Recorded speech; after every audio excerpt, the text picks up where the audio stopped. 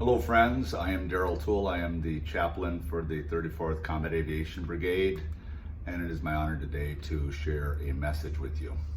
I've been going through the 7 miracles in the book of John. There's only 7 recorded in there. Jesus did like 120 some miracles, but in the end, only 7 of them made it into the gospel according to John. Now, as you know, there are 4 gospels, basically life of Jesus: Matthew, Mark, Luke, and John. And John was the last one to be written. And so I'm pretty sure he presupposes that Christians who are reading his account had already read at least 1 or 2 of the other ones. And so with that as the backdrop, we've gone through the first 4 miracles already, and today is the 5th miracle, and this is Jesus walking on water. And wonder of wonders, there's no Peter in it. So let me read this to you.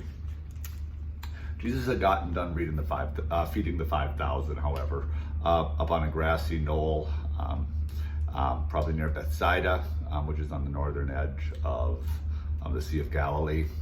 And then he dismissed his disciples and told them to head over to the western side by boat. And then he dismisses the crowd and he retreats to pray and have a little bit of time for himself. And so that's where the action begins.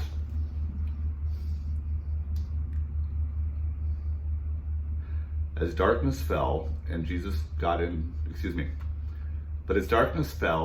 still hadn't come back, they got into the boat and headed across the lake to Capernaum.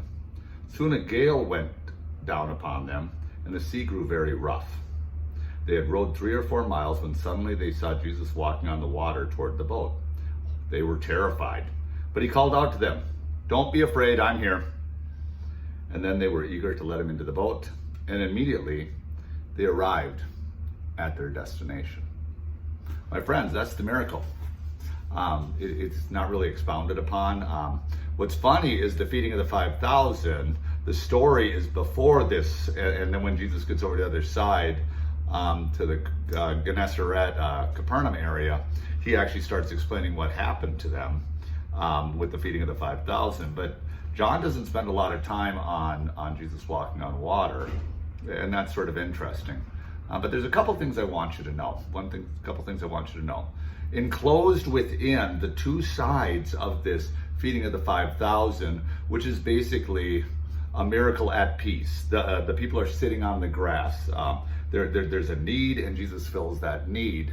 And so a miracle in the calm, that's what they would call it.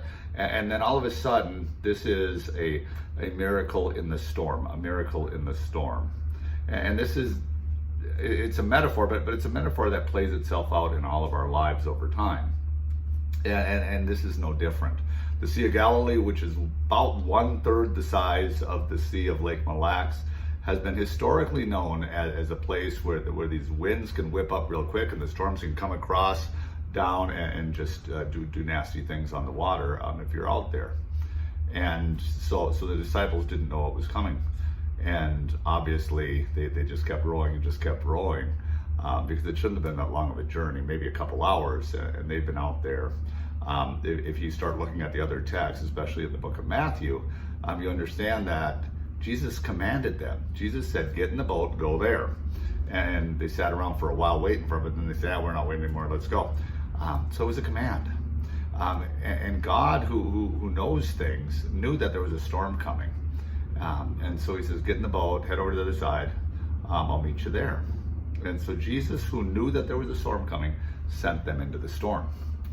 And that's sort of interesting because I think we have this idea that if I'm with God and God is with me, that it's going to be more like the feeding of the 5,000, this calm, this peace, this just general sense of tranquility. And honestly, I think that's a misnomer. I don't think that's true. God can ask us and God can send us into storms, and he does on a fairly regular basis. Now, if Jesus said, and he did say to the disciples, "I'll see you on the other side," theoretically, they should have enjoyed the storm, knowing that they were going to get to the other side because Jesus said so. And it's much like in Minnesota when you know that there's a thunderstorm coming in, rolling in. And so instead of really doing much of anything, you just go out to the garage, you open up the garage door, you put a couple lawn chairs down, and you watch it roll in from the west. And knowing that it's a powerful display, but it's really not going to affect you there.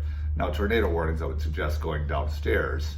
But aside from that, just enjoy the storm. But we don't tend to, when it's our life, enjoy the storm. We don't enjoy it at all. And if God calls us into those storms, which he does on a regular basis, what does that say? And where do we go from there? And what do we do with the people that have those storms in their life right now, and they are absolutely desperate? They're afraid the boat's going to tip over. They're afraid they're going to sink, and that it's going to be the end of their story. And the problem with that is a lot of these people, and I was there at one time as well. You brought yourself there. You based on what you've done and didn't do. Everything conspired to this place we're in now, and it's not a good place. And how does that play into this narrative with Jesus walking on the water towards the disciples? And I will actually share this with you. The story holds true either way, whether you brought yourself into the storm or God brought you into the storm.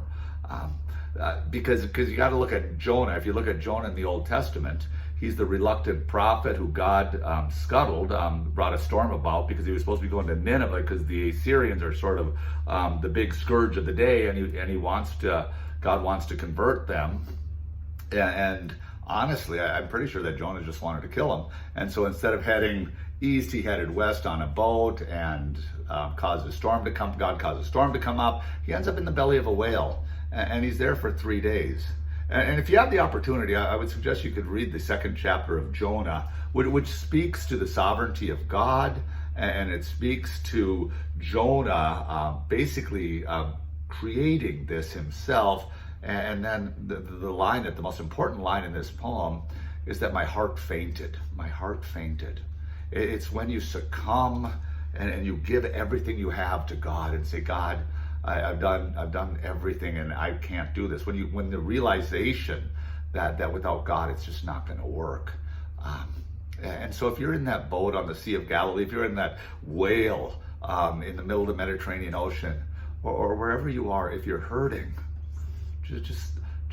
I would suggest looking at God and focusing your heart, that compass that you have towards God, and say, God, I need your help right now. I have messed it up. And despite my best and worst intentions, you still love me, and I know that. Lately, I've been really getting into this song called Constellations. It came out 3-4 months ago. This recording artist, Ellie Holcomb, I think is her name. And what do you do when you're in the dark? What do you do when you're in the storm? And so that's what the rest of the story is about in Jesus Walking on the Water, because Jesus walks on the water. And how did Jesus know where they were? Well, because Jesus sees. Jesus sees us. Jesus sees you. Jesus sees me. Jesus sees us all. He knows everything about us. He was there at creation. He was there at creation of us, and he's watched us grow, and he's cheering us onward, and he's affording us every opportunity to become all that we can, all that he had created us to be. And he sees that, and he sees that. And I know that the inverse is not true, that there are times in our life where we just don't see or feel God at all. But I will tell you that it's infinitely more important that God sees me than I see him, at least right now. In the end, when God brings us together in heaven, we will see the face of God, and we will be together, and that's going to be an incredible time. Until then, we need to know that God is with us. God is with us. And God comes in at the right time. And it's not like Men in Black where the 15 seconds till doom every time. But we wait on God an awful lot. And that's the sovereignty of God. That's the big fancy word for saying God is God and you're not. And God works on God's table, not on your timetable. And even as a soldier, and I'm forced to wait an awful lot, and I'm pretty good at it, I have nothing but patience when it comes to things that are really important to me. And I've gotten better over the years, but I'm still pretty crappy at it. And so I wait on Jesus. I wait on the Lord. And if you look at the Psalms, you'll see that written there again and again. But if God is present, which he is, and we know that because the Spirit was let loose into the world at Christ's death and resurrection, he is already there. He already sees. He already knows. He is there. And so our choice in those storms is to give it over to God, to give God everything, and just let God handle it, because obviously we're not as good at handling it, and the storms don't work so well for us. And so the other piece is, I remember years ago, Jenny and I were traveling, and well, that's not true. I think this was before Jenny. We were going from France to England. I think I was with my dad when I was a kid, and we were on one of those ferries. And the ferry ride got rougher and rougher because there was a storm coming up, and the whole thing lurched back and forth, and there were people throwing up. And they had a craps table and a roulette table. That was the first time I'd ever seen roulette. I think I might have been 14 years old, and I thought it was the coolest game ever. I don't think it's the coolest game anymore, actually. But people were throwing up, and by the time we got to England, some of the cars had shifted enough that they were right up against each other, and then these little things that they could pull the cars apart that they wouldn't cause any more damage. And I know people were afraid that we were going to go down, that the ship was going to sink, and you hear about that every once in a while.